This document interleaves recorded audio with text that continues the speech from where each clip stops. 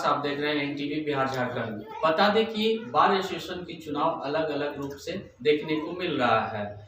महासचिव के पद से बिमल किशोर जी, आइए सुनते हैं इनकी बातें, इनकी जुबानी। सर, का चुनाव 12 तारीख को संपन्न होने जी।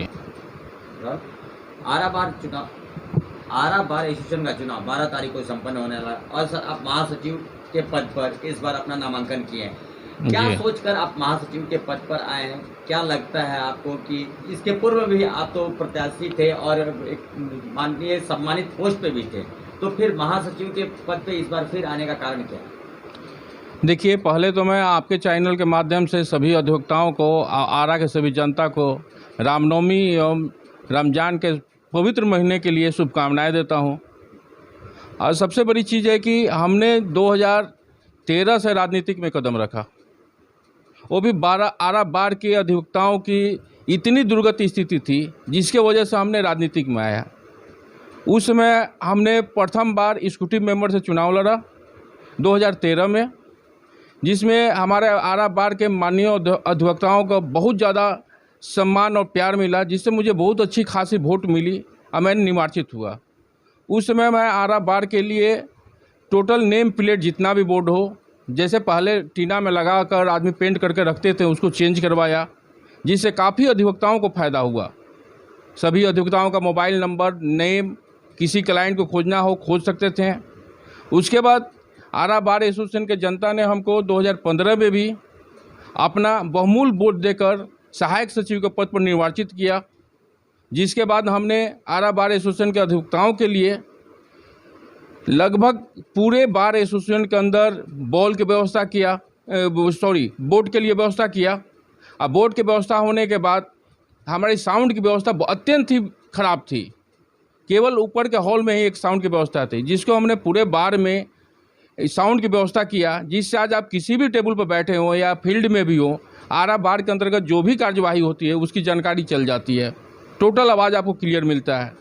तीसरी बात कि पहले अधिवक्ताओं का कोट गाउन वगैरह सब पान की गुंटी और अदर जगह रखा जाता था, जिसके लिए आज सभी अधिवक्ताओं के अलमारी पर जितने भी थे पान की गुंटी पर कोट गाउन वगैरह रखा जाता है, उसके लिए हमने अथक प्रयास कर सभी अलमारी पर लगभग 85% अलमारी पर गोदरेज की अलमारी की व्यवस्था किया, जिसमें सभी अधिवक्ताओं को लगभग एक बॉक्स मिला है जिसमें अपना कोट गाउन और फाइल रख सकते हैं। उसके बाद हमने अपना प्रैक्टिस पर नियमित ध्यान दिया, लेकिन इधर विगत 2-3 वर्षों से बार की स्थिति इतनी दयनीय हो गई है, किसी अधिवक्ताओं को कोई व्यवस्था नाम की चीज़ नहीं है, साफ़ सफाई की कोई व्यवस्था नहीं है। अधिवक्ता चेयर के लिए मारे फिर रहे हैं बैठने के लिए, उनको व्यवस्था नहीं मिल रही है, जिसके कारण हमने इस बार महासचिव पद के लिए प्रत्याशी के लिए नामांकन किया हूँ। सर, जिस तरह की जानकारी मिल रही है कि लगभग 2 लाख का एक अमाउंट संस्था में आता है, लेकिन आखिर वो पैसा जाता कहाँ पर? देखिए, ऐसा है ना कि बार में संस्था में काफ़ी तरह की इनकम आती है।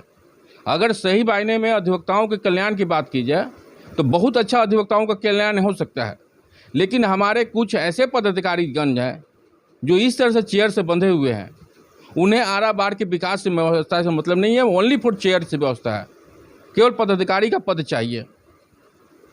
जबकि अगर सही मायने में अधिवक्ताओं के लिए कुछ करें तो काफ़ी चीज़ हो सकती है। जैसे हमने आपको बताया कि मेरा सचिव पद पर होने से पहले अपना मेमोरेंडम निकाल चुका हूं कि अधिवक्ताओं का सबसे प्रथम तो होना चाहिए कि प्रत्येक माह उनके खाते में मैं एक मुफ्त राशि की व्यवस्था करूंगा, जिससे उनके आर्थिक समस्या का निदान समाप्त हो जाए। सेकेंड चीज़ है कि अधिवक्ताओं के किसी भी प्रकार के मेडिक्लेम की व्यवस्था बार के द्वारा 6 माह तक सलामी ठोकने पर 1000 या 500 रुपया कोई धरा देता है, जिससे किसी का इलाज नहीं हो पाता है। उसके लिए हमने आरा बार के एसोसिएशन के अंतर्गत सभी अधिवक्ताओं के लिए मेडिक्लेम करने की व्यवस्था की है, जिसमें आरा बार के सभी अधिवक्ताओं का एक मेडिक्लेम कार्ड होगा, जिसमें 3 लाख रुपये तक इलाज सुनिश्चित होगा।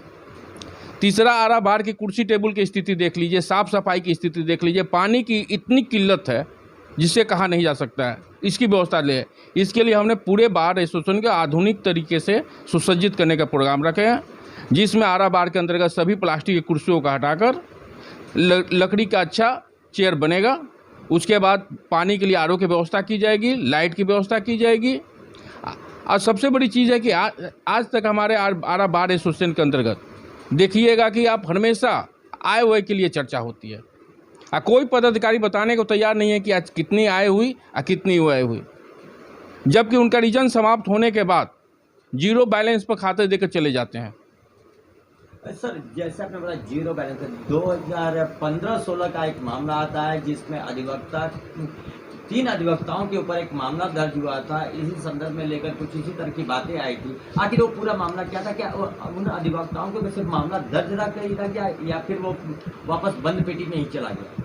देखिए, ऐसा है कि आरा बार एसोसिएशन के अंतर्गत सभी विद्वान अधिवक्ता हैं जिन्हें डबल ग्रेजुएट भी कहा जाता है, लेकिन हमारे कुछ पदाधिकारी ऐसे हैं जिन्हें अब केवल कुर्सी से मतलब है, अधिवक्ताओं का कल्याण से मतलब नहीं है।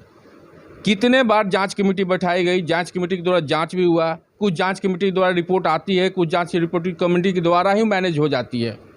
तो कहने का मतलब है जिस तरह से विभाग आखिर विभाग का ही सपोर्ट करता है, तो इसकी वजह से उनके ऊपर कार्रवाई नहीं होगी। देखिए, ऐसा नहीं है, विभाग जो है, विभाग हमारा आरा बार एसोसिएशन बिल्कुल स्वच्छ है। कुछ चंद व्यक्तियों के चलते आरा बार एसोसिएशन की स्थिति आज ऐसी है, जिससे हम आरा बार के सभी अधिवक्ताओं से चाहेंगे कि अपना बहुमूल्य वोट को ऐसे प्रत्याशी को दें। मैं नहीं कहता हूं कि मैं अलग प्रत्याशी हूं, ऐसे प्रत्याशी जो आपके विकास के लिए हो। अगर आपको इस चुनाव में जीत हासिल होती है तो आरा बार के लिए आप सबसे पहला कौन सा काम करेंगे जिससे सभी अधिवक्ताओं को सर्वप्रथम तो हम अधिवक्ता बार के जिस दिन शपथ ग्रहण कार्यक्रम अगर अधिवक्ताओं द्वारा बहुमूल्य वोट देकर मुझे निर्वाचित किया जाता है, शपथ ग्रहण के दूसरे दिन से ही अधिवक्ताओं के बार के विकास के लिए मैं प्रयत्नशील रहूँगा, कार्य सुचारू रूप से चालू करूँगा, ना कि हमको 2 साल चाहिए। दूसरी चीज़ है कि सबसे प्रथम है कि अधिवक्ताओं को प्रत्येक माह उनके खाते में खुलवाकर उनके एक मुश्त राशि बार के द्वारा खाते में डालूंगा, जिससे उनके किसी भी प्रकार की आर्थिक स्थिति से बचने को मिले। दूसरा है कि मेडिक्लेम की हम व्यवस्था करेंगे, मेडिक्लेम कार्ड की व्यवस्था होगा, पूरे कार्यकारिणी के सदस्यों को मिलाकर उनके पद के अनुसार उनका कार्य का निपटारा करवाएंगे, और टोटल पैसे का व्यवस्था जो है डिजिटल तरीके से बार में होगा। आय व्यय का प्रतिदिन का हिसाब रहेगा, किसी भी आवेदन देने के लिए इधर उधर भटकने की आवश्यकता नहीं पड़ेगी। आरा बार के मुख्य द्वार पर सुझाव एवं शिकायत बॉक्स की व्यवस्था होगी, जिसमें वो अपना डाल सकते हैं। उन्हें 48 घंटे के अंदर उनका हम संतोषजनक जवाब देंगे। किसी भी अधिवक्ता की मृत्यु होने पर 5 घंटे के अंदर उनको आर्थिक सहायता उपलब्ध कराएंगे बार की तरफ से। कहा अब ये तो वक्त ही बताएगा कि अगर इनको विजय सिंह का तिलक लगता है तो ये कितने अपनी बातों पे खरा उतरते हैं। तब तक के लिए नवीन प्रकाश को दीजिए इजाजत। जय हिंद।